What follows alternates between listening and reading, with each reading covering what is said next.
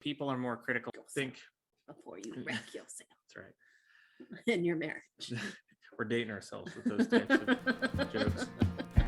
Society's family unit is in crisis as less and less people are making the commitment of a lifelong partnership together.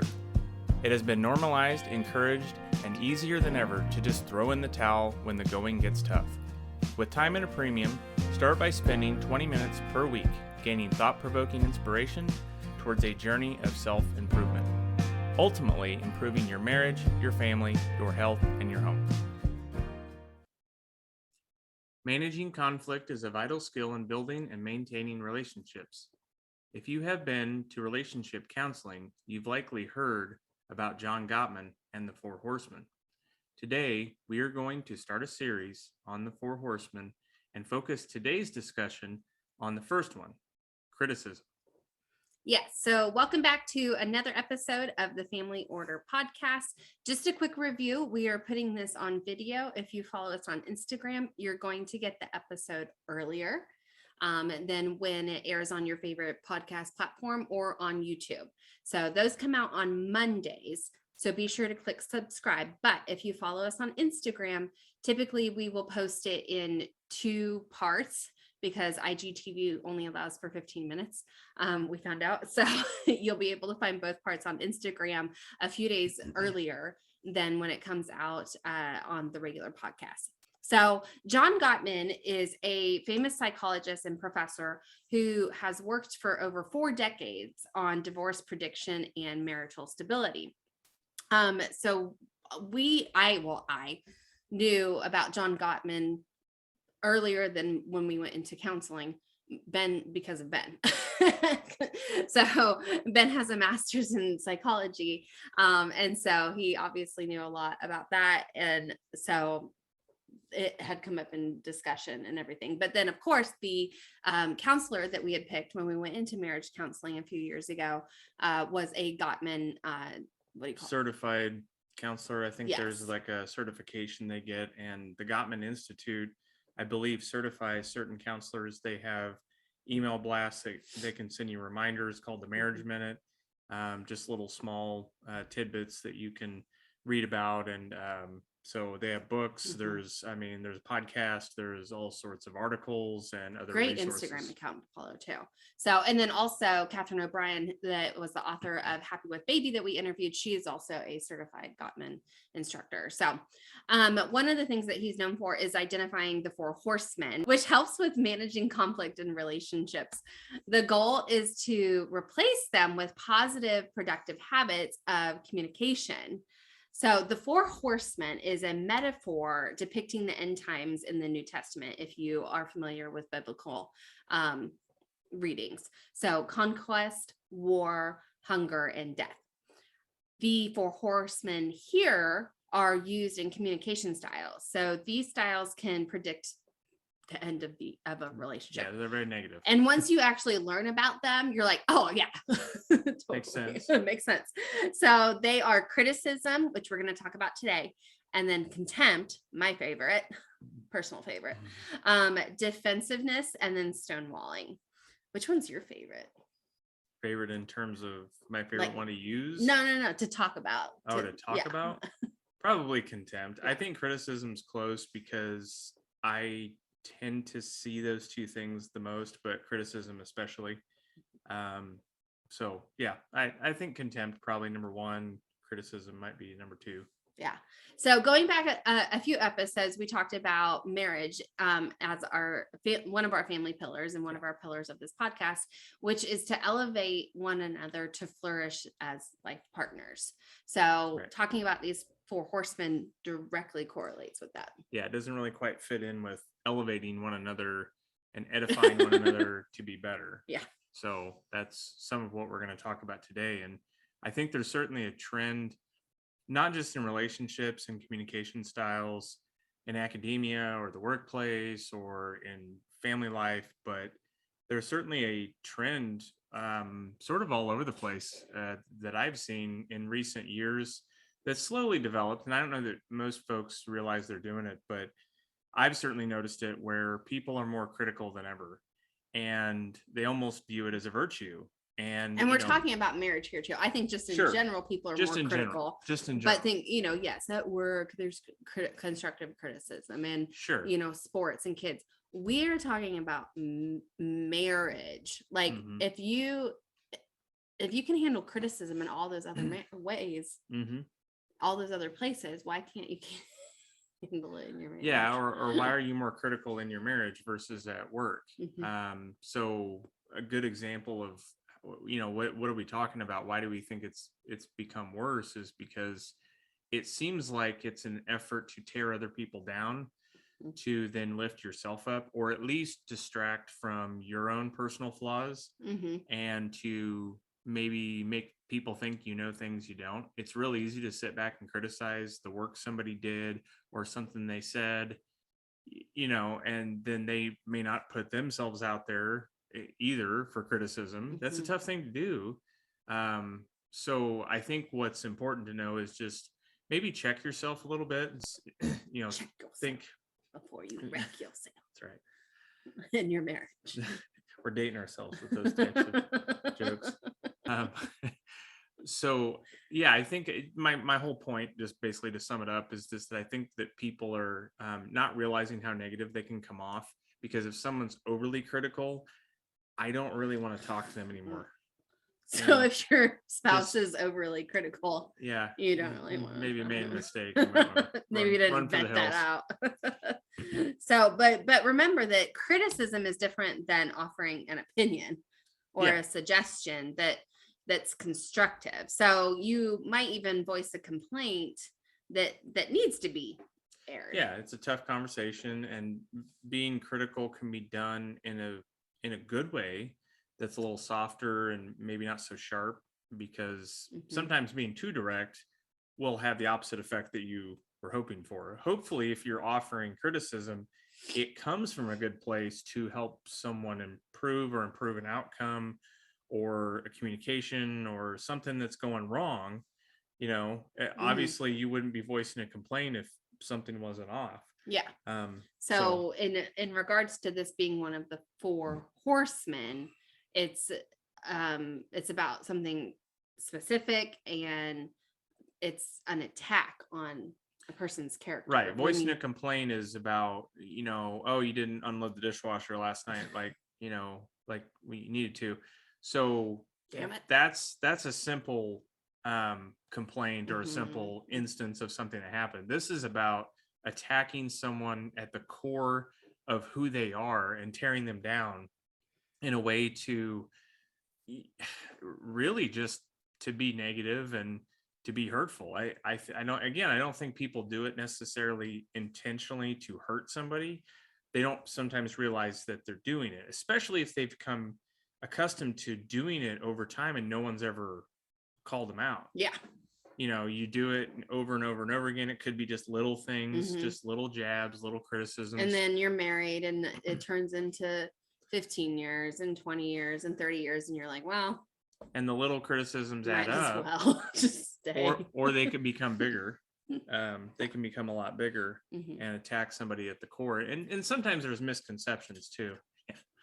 Just chipping away. So like we said, when you criticize someone, you're tearing down the person versus raising up an issue. So a good example. A complaint. We agreed that we need to save money. Right. And discuss expenditures to stick to our budget. So I was worried that our account was hacked when you used it on your way home. Right. That'd be to get Starbucks. That'd be an example of a complaint. Yes. And it may be right or wrong. That's not what we're saying. Maybe it's about big expenditures versus a Starbucks, because maybe that's being a little too Who would nitpicky. Hack our account for Starbucks? I don't know. But if you see a charge to somewhere in California or Maine, you probably know something's up. An Etsy charge. Yeah. So a criticism, well, I don't know, all the stuff we get online. So a criticism by comparison is saying something like, you never think about how your behavior affects other people. You didn't forget. You're just selfish. You're a terrible person. You're a liar. it really tears You into made somebody's us character. overdraft. I've heard that before. Yeah. And surely we've all seen examples of this in political discussions these days too. It's not about the issue. You just start attacking the person, right? And tearing them down. So that's the difference. So usually it's not that black and white either. Yeah. So there's many shades of gray in between. But if you find yourself, really seeing a lot of criticism in your relationship, don't jump to conclusions. This doesn't mean that you're doomed to fail, that everything is falling apart. To think of a example lately. Am I just that perfect? No, I'm just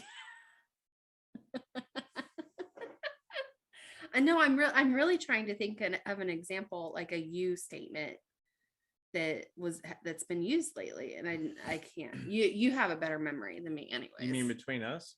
Yeah. I don't think we do that very much. I think we have our occasional arguments, and when you get into a shouting match or a big argument, yeah, there's a lot of you statements. Well, you always do this, you never do that. And that, usually that's not true. And always or never, it's usually not that black and white. It's not so much, I guess, maybe of a underlying like criticism horseman type of a thing. It's usually like a different issue. Yeah. Entirely. But that's something that we worked on. Well, yeah. And I think that, I think that the criticism horseman can really slowly creep into your communication, your interactions. And, honestly, it leads to other horsemen entering the relationship. This is kind of the gateway horseman. Right? So this is sort of the entry level into the others, where someone feels hurt. They feel like the victim. And this pattern can start repeating itself more frequently. And then it can continue to escalate over time, especially. And if that continues to happen, contempt, which is the next horseman, my favorite, will develop. So, and just examples of what we would, call out, what you were asking about. I think it's probably happened more earlier in our relationship. Like you said, we've worked on it. I would say it's probably the really small stuff. I think by nature, you tend to be more critical. If I do a house project, the first thing you see is something that's wrong. And it's just the little, it's like, okay, thanks. That's great. Now I feel like crap. That's a deeper problem called OCD. About some things. You're not OCD about everything. Yeah. But I think it's sort of that way with KJ. I think we are critical of her sometimes when we probably need to dial that back just a little. I mean, is she really super forgetful and selfish and and lazy and all these things, or is she 9 years old? So we got to remember she was 8 years by herself as the only kid. So we can't be overly critical and start tearing her down as a person, making her lose self-esteem and self-worth. But I would say having high standards is totally fine. I mean, it's totally fine to have high standards. I have high standards. Yes, you do. Yes, you do. And things become expected at some point, and they're not really praised much anymore. They just become the norm. Yeah. So I think it's incredibly important that you communicate standards or boundaries or expectations or everything whatever that is. Yeah. Go back to all the previous episodes. But identifying the horsemen is the first step to trying to fix them. So the antidote for criticism is to use a gentle startup. So talk about how you feel first by using I statements, right, and express a positive need. So don't use you statements. That assigns blame. You.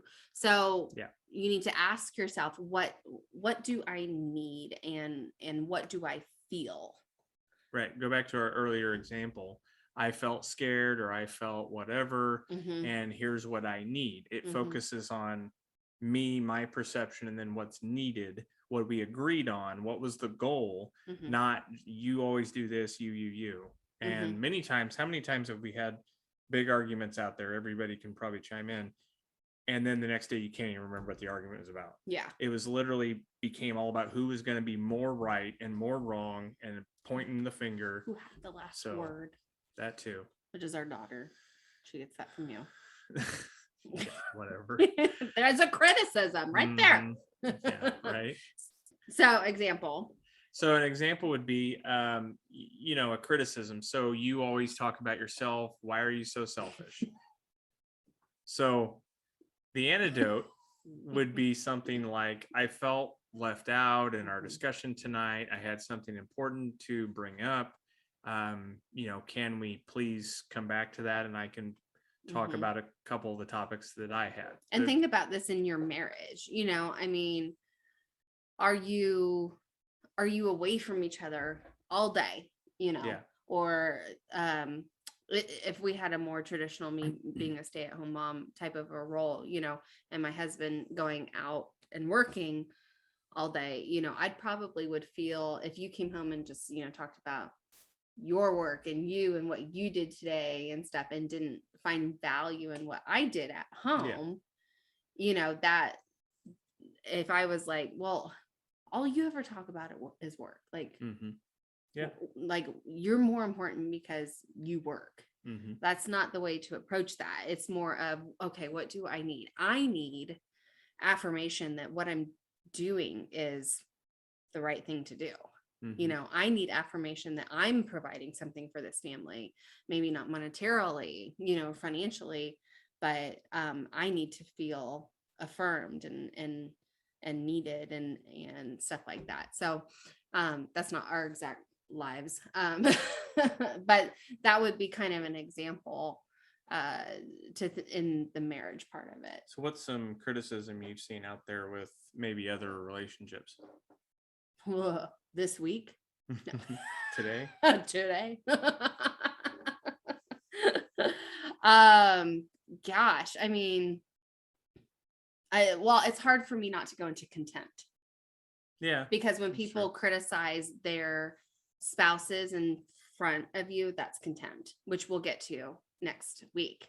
So I don't know, you have such a better memory than I do. I would just say in general, I think that we've seen, and maybe we've come off this way in the past. I think we do a better job of this now. But making sure that we edify each other and uphold each other when the other one's not around. And I think a lot of times, even without contempt necessarily, it's so funny to me to run into, say, the spouse of somebody else we know. And, maybe one's not, well, sometimes they are in the room, but they'll just directly criticize. I'll hear 3 things of criticism before I hear one positive thing. One positive. And I believe in Gottman's research, he finds there's something like seven positive interactions is what it takes to replace a negative one. Wow. So if you're putting a negative one in there, you've got 7, 8 positive ones you've got to replace it with just to break 3, even. so that's like 21. Math is hard. And math is hard. So basically the point is, yeah.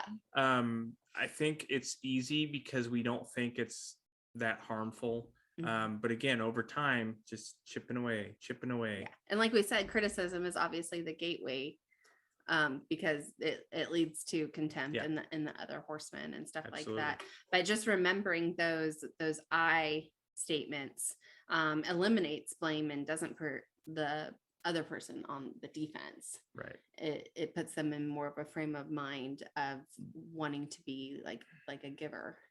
Yeah, because if you come in attack mode, put them on the defense right away, that conversation might be doomed right from the start. So yeah. So this week's call to order is to come up with some examples of criticism in your relationship and come up with simple ways for a gentle startup. I can't read. Practice it beforehand and repeat it when a discussion needs to happen. It can be a tough conversation to have, but a positive communication pattern will replace the negative interactions that you may be having. If you're ready for your marriage and family dynamic to thrive and not just survive, all it takes is 20 minutes or less joining us each week. It begins with a journey of self-improvement while you sit in the carpool lane, commute to work, squeeze in a workout, or get halfway through folding that laundry pile. Be sure to check out the blog at thefamilyorder.com and follow us on social media at The Family Order. If you're ready to start your journey, be sure to click subscribe so you don't miss new episodes every Monday.